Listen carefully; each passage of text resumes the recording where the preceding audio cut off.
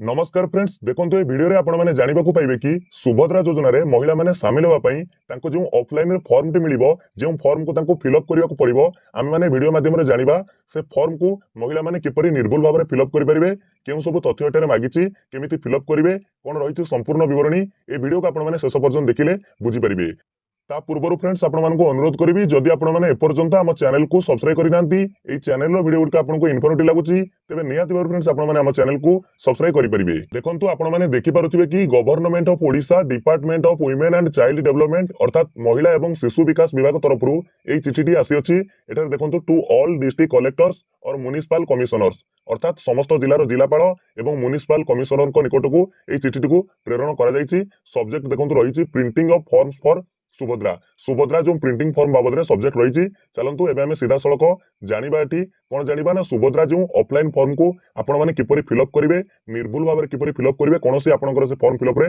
Doubt रहइबो नाही एठारे आपण माने देखि पारुथिबे लिखा जाईछि सुभद्रा महिला और शिशु विकास विभाग ओडिशा आवेदन पत्र एठारे देखंतु स्पष्ट भाबरे उल्लेखित रहिछि एई फॉर्म संपूर्ण मागणा रे उपलब्ध जे हमें पूर्व मध्ये कथा होतले एई फॉर्म टी प्रत्येक महिला को जे माने सुभद्रा योजना पई आवेदन करिवे समस्त के फॉर्म संपूर्ण मागणा रे मिली परिबो केउंटी कोउंटी मिलिबो आउथरे कहि रखुची अंगनवाड़ी केंद्र ब्लॉक ऑफिस मो सेवा केंद्र एवं जनसेवा केंद्र रे आपण माने ए फॉर्म को संपूर्ण मागणा रे पाई परिबे एटा देखंतु यार टोल फ्री नंबर मध्ये प्रोवाइड कर दिया जाईची एटा देखि पारुथिबे 146778 हेउची ए सुभद्रा योजना बाबद रे टोल फ्री नंबर चलंतु एबे हम जानिबा ए फॉर्म को आपण माने किपरि सटीक भाबरे तथा निर्भुल भाबरे भरि परिबे एटा देखंतु लिखा जाईची भाग क आवेदनकारी को सविशेष विवरणी देखंतु एटारे फास्ट ऑप्शन से कहूची संपूर्ण नाम आधार अनुଯାयी अर्थात जो महिला सुभद्रा योजना आवेदन करिवे से महिलांकर आधार कार्ड रे जेउ ना रहिछि आधार रु देखि तांकर सटीक नाम को एटारे भरिबा को कहूची गोटे गोटे घर रहिछि आपनकर नाम को एटारे आधार आधार अनुसार आपनकर नाम को भरि देबे तापर द्वितीय से कहूची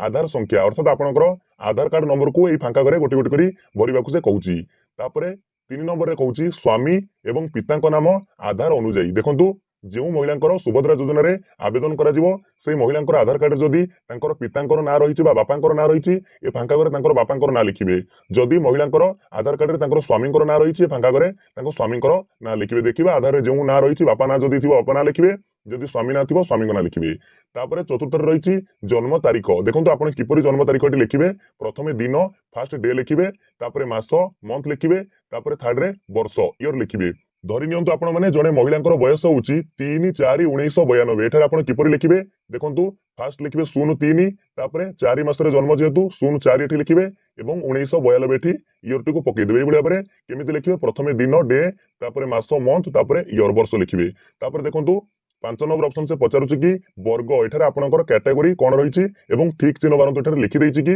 आपनकर आर भितर जेउ कैटेगरी होइतिबो आपण जेउ वर्गर होइतिबे सेटारे कोन करिवे एठारे टिक मार्क मारिबा को पड़िबो एटा देखंतु जदि आपण जनरल कैटेगरी अटंती साधारण वर्गर अटंती ए फांका करे टिक मार्क लगेबे जदि आपण अनुसूचित जाति अटंती एठी टिक मार्क लगेबे जदि आपण अनुसूचित जनजाति अटंती बा एसटी कैटेगरी अटंती एठी टिक मार्क लगेबे जदि आपण एससी अटंती मझी करे आपण टिक मार्क लगेबे तापर देखंतु 6 नंबर से पचारिछि शारीरिक भिन्नक्षम जदि महिला जनक शारीरिक भिन्नक्षम होइतिबे एठी हां घरे फांका घरे टिक मार्क देबे जदि न होइतिबे ना घरे एठी टिक मार्क लगेबे तापर देखंतु 7 नंबर से पचारुछि एटा देखंतु 7 नंबर पचारुछि आधार संयुक्त मोबाइल नंबर एटा देखंतु महिलांकर जो आधार कार्ड रे जो मोबाइल नंबर लिंक अछि ए फांका करे गोटी गोटी करी सटीक मोबाइल नंबर तांकर जो आधार कार्ड रे लिंक थिबा मोबाइल नंबर को भरि दियंतु तापर रहिछि विकल्प मोबाइल नंबर जदि तांकर अल्टरनेटिव किछि मोबाइल नंबर अछि ए फांका करे आपण माने भरि परिबे गोटी गोटी करी भरि परिबे या पर देखंतु से पचारुछि जिला महिलांकर आपनकर जो जिलाटी को लिखिबे तापर देखंतु एटी दुईटी ऑप्शन अछि 10 नंबर 11 नंबर भला भाबरे लक्ष्य करंतु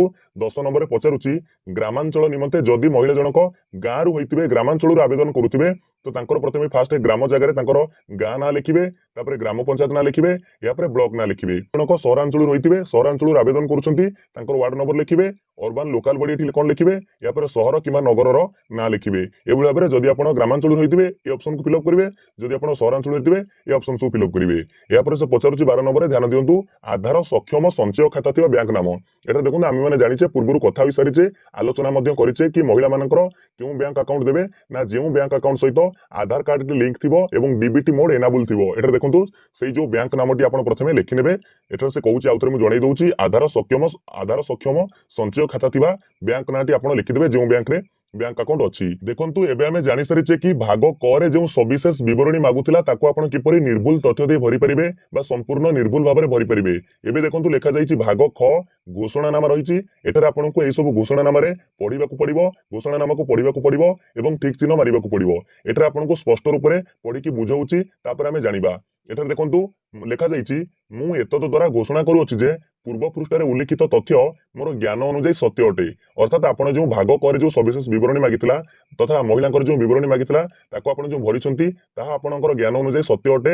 ଏଠାରେ ସେ କହୁଛି, ମୁଁ ଜ୍ଞାତ ଯେ ଏଥିରୁ କୌଣସି ମିଥ୍ୟା ପ୍ରମାଣିତ ହେଲେ ଏ ଆବେଦନକୁ ପ୍ରତ୍ୟାଖ୍ୟାନ କରାଯାଇପାରେ ଏବଂ ଆଇନଗତ କଠୋର କାର୍ଯ୍ୟାନୁଷ୍ଠାନ ଗ୍ରହଣ କରାଯାଇପାରେ। ଯଦି ଆପଣ କିଛି ଭୁଲ ଭାଲ ତଥ୍ୟ ଦେଇଥିବେ ତେବେ ଆପଣଙ୍କର ତ ଆବେଦନ ପତ୍ରକୁ ତ ପ୍ରତ୍ୟାଖ୍ୟାନ କରାଯିବ, ଏହା ସହିତ ଆପଣଙ୍କ ଉପରେ ଆଇନଗତ କଠୋର କାର୍ଯ୍ୟାନୁଷ୍ଠାନ ମଧ୍ୟ ଗ୍ରହଣ କରାଯାଇପାରେ। ଦୟାକରି ପ୍ରଯୁଜ୍ୟ ସ୍ଥାନରେ ଠିକ ଚିହ୍ନ ମାରନ୍ତୁ ବୋଲି କହିଛି। ଏଠାରେ ମୁଁ ପଢିକି ଗୋଟେ ଗୋଟେ ବୁଝଉଛି। ସେ ପ୍ରଥମେ କହିଛି, ମୁଁ ଓଡ଼ିଶାର ବାସିନ୍ଦା ଅଟେ। ଏଠାରେ ଆପଣଙ୍କୁ ଠିକ ମାରିବାକୁ ପଡିବ ବା ପ୍ରତ୍ୟେକ ସର୍ତ୍ତାବଳୀରେ ଆପଣଙ୍କୁ ଠିକ ମାରିବାକୁ ପଡିବ। ବାସ୍ ଖାଲି ଆମେ ପଢିକି ବୁଝିଯିବା। ଦେଖନ୍ତୁ ଦ୍ୱିତୀୟରେ ସେ କହୁଛି, 1 ଜୁଲାଇ 2024 ସୁଦ୍ଧା ମୋର ବୟସ 21 ବର୍ଷ କିମ୍ବା ତାଠାରୁ ଅଧିକ ଏବଂ 60 ବର୍ଷରୁ କମ ଅଟେ। ଏଠାରେ ମଧ୍ୟ କ୍ରାଇଟେରିଆରେ ଆପଣଙ୍କୁ ଟିକ୍ ମାରିବାକୁ ପଡିବ ଘୋଷଣାନାମାରେ। ତୃତୀୟରେ ସେ କହୁଛି, ମୁଁ କୌଣସି ରାଜ୍ୟ କିମ୍ବା କେନ୍ଦ୍ର ସରକାରଙ୍କ ଯୋଜନା ଅଧୀନରେ ମାସିକ 1500 ଟଙ୍କା ଅଥବା ତଦୁର୍ଦ୍ଧ କିମ୍ବା ବାର୍ଷିକ 18,000 ଟଙ୍କା ଅଥବା ତଦୁର୍ଦ୍ଧ ଆର୍ଥିକ ସହାୟତା ରାଶି ପାଉନାହିଁ। ନିହାତି ଭାବରେ ଆପଣଙ୍କୁ ଏଠାରେ ଟିକ୍ ଚିହ୍ନ ମାରିବାକୁ ପଡିବ।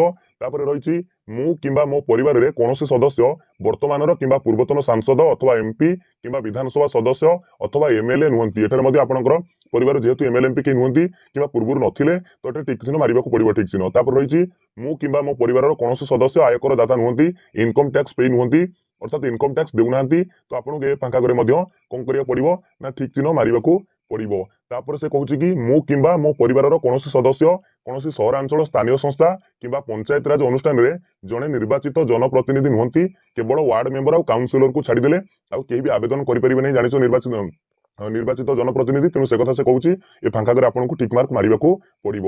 ତାପରେ କହୁଛି, ମୁଁ କିମ୍ବା ମୋ ପରିବାରର କୌଣସି ସଦସ୍ୟ ଭାରତ ସରକାରଙ୍କ କିମ୍ବା ରାଜ୍ୟ ସରକାରଙ୍କ କୌଣସି ଅଣ୍ଡରଟେକିଂ ଅଥବା ବୋର୍ଡ ଅଥବା ସ୍ଥାନୀୟ ସଂସ୍ଥା ଅଥବା ବିଭାଗରେ ନିୟମିତ କିମ୍ବା ସ୍ଥାୟୀ କିମ୍ବା ଚୁକ୍ତିଭିତ୍ତିକ କର୍ମଚାରୀ ଭାବରେ ନିଯୁକ୍ତ ନୁହନ୍ତି ଅଥବା ଅବସର ପରେ ପେନସନ ସରକାରୀ ପେନସନ ପାଉନାହାନ୍ତି। ଏଠାରେ ମଧ୍ୟ ଏଟା ତ କ୍ରାଇଟେରିଆ ଆପଣଙ୍କୁ ଟିକ୍ ମାରିବାକୁ ପଡିବ। ଯେହେତୁ ଯଦି ପାଉଥିବେ ତ ଆପଣଙ୍କ ଏହି ସୁଭଦ୍ରା ଯୋଜନାରେ ସାମିଲ ହୋଇପାରିବେ ନାହିଁ। ତେଣୁ ପ୍ରତ୍ୟେକ ସର୍ତ୍ତାବଳୀ ଯାହା ରହିଛି, ମୁଁ କିମ୍ବା ମୋ ପରିବାରର କୌଣସି ସଦସ୍ୟ ଭାରତ ସରକାରଙ୍କ କୌଣସି ସରକାରୀ ବିଭାଗ ଅଥବା ଉଦ୍ୟୋଗ ଅଥବା ବୋର୍ଡ ଅଥବା ସଂଗଠନ ଅଥବା ରାଜ୍ୟ ସରକାରଙ୍କ ଜଣେ ନିର୍ବାଚିତ କିମ୍ବା ମନୋନୀତ କିମ୍ବା ନିଯୁକ୍ତ ପ୍ରତିନିଧି ନୁହନ୍ତି। ଏ ଫାଙ୍କାରେ ଆପଣଙ୍କୁ ମଧ୍ୟ ଟିକ୍ ଚିହ୍ନ ମାରିବାକୁ ପଡିବ। ତାପରେ ସେ କହୁଛି, ମୋର କିମ୍ବା ମୋ ପରିବାରର କୌଣସି ସଦସ୍ୟଙ୍କର 5 ଏକରରୁ ଅଧିକ ଜଳସେଚିତ କିମ୍ବା 10 ଏକରରୁ ଅଧିକ ଅଣଜଳସେଚିତ ଜମି ନାହିଁ। ଯେହେତୁ ନାହିଁ ତ ଆପଣ ଆବେଦନ କରୁଛନ୍ତି, ଏଠାରେ ଟିକ୍ ଚିହ୍ନ ମାରିବେ।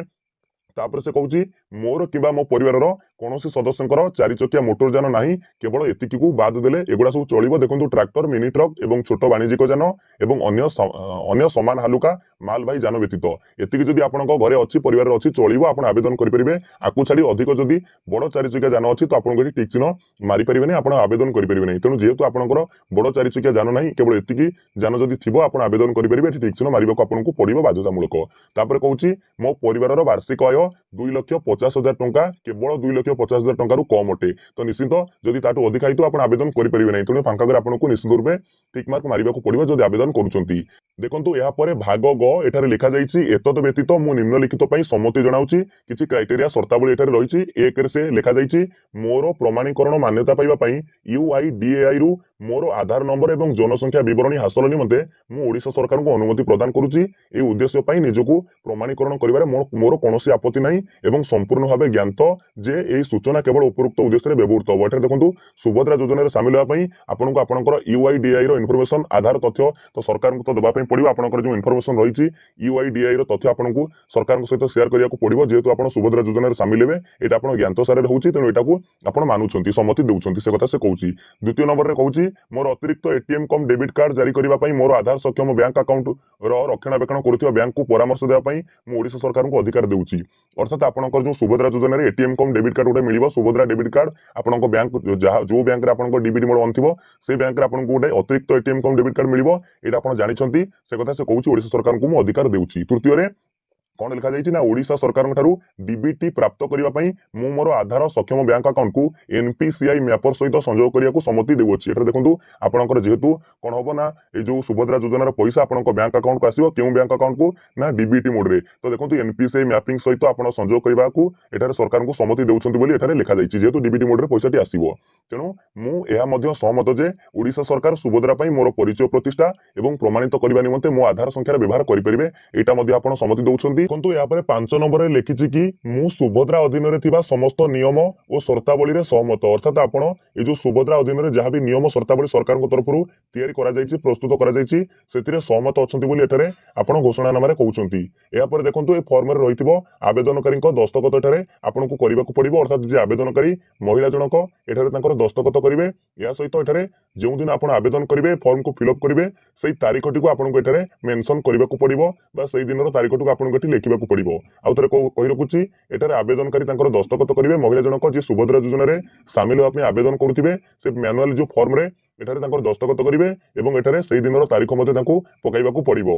आ गोटे गुरुत्वपूर्ण कथा जेतबेले एठारे आपनको जणै दैछि सेठारे फॉर्म रे जणै दैछि मैनुअल फॉर्म रे कि कहउछि कि आपण जेतबेले कोनोसी जनसेवा केंद्र बा मो सेवा केंद्र रे ए फॉर्म को नै दाखल करिवे आपनकर जो आवेदन होई जिवो आवेदन हैला परे आपनको गोटे एई बोली लिखा जाइछि प्राप्ति स्वीकार एठारे देखुन आपनको गोटे एक्नॉलेजमेंट रिसिप्ट जो मिलिबो कहा जाउतला एई बोली एक फॉर्म मिलिबो। एटा देखुन लिखा जाइछि फ्रेंड्स देखि पारुथिबे सुभद्रा अधीन रे आपनको आवेदन सफलतार सह ग्रहण करा जाइछि लिखा जाइथिबो आवेदन पत्रर नंबर थिबो आवेदनर तारीख थिबो दिन मास वर्ष अनुसार तारीख डेट थिबो संपूर्ण नाम आपनकर एप्लिकेंट को आधार अनुसार जो ना थिला से ना रहिथिबो तांकर आधार नंबर मध्ये शो करूथिबो। किंतु एठार मध्ये किछि निर्देशावली रहिछि जेमिति लिखिछि ए रसीद कंप्यूटर जेनेरेटेड अटे एवं एथिरे कोनोसी दस्तखतर आवश्यकता नाही। द्वितीय रे ए आवेदन दाखल होबा परे सुभद्रा अधीन निर्देशावली अनुसार याकू विधिवत भाव में जांच करा जिवो एवं समस्त शर्त पूर्ण हेबा परिस्थिति रे ही सुभद्रा पई योग्य विवेचित होबो। देखंतु आपण समस्त क्राइटेरिया को जो एलिजिबिलिटी क्राइटेरिया रहिछि ताकू मैच करूथिबे तो आपनकर विधिवत भाव में जांच करा जिवो। जदि आपण शर्त पूर्ण करूथिबे योग्यता शर्त पूर्ण करूथिबे तेबे आपनकर योग्य विवेचित हेबे महिला जनक योग्य विवेचित हेबे। तापरे 3 नंबर कहउछि जदि योग्य प्रमाणित हुए आवेदन को अनुमोदन मिलिबा पर ही ए राशि आधार सक्षम एवं डीबीटी सक्षम एकक धारक बैंक अकाउंट रे प्रदान करा जिवो। आउतरे से सूचय दैछि सिंगल होल्डेड जो रहिला महिलांकर एकक बैंक खाता जो सिंगल बैंक अकाउंट सेई सेविंग्स बैंक अकाउंट आपण देबे ता सहित आधार सक्षम डीबीटी मोड ऑन थिबो एठारे